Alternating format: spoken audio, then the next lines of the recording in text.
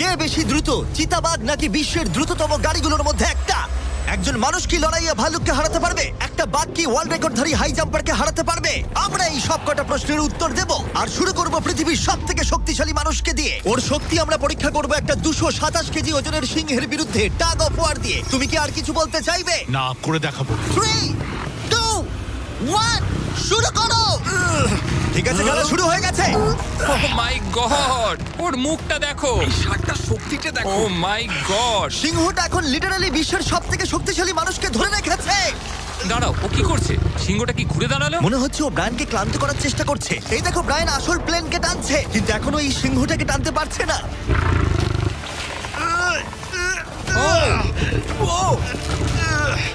ও ভাই, ও খুব কষ্ট করে এগোচ্ছে। ব্রায়ান এটা করতে পারবে।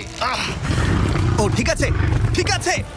তোমার আর 91 সেন্টিমিটার বাকি আছে। তুমি প্রায় চলে এসেছো। ব্রায়ান, তুমি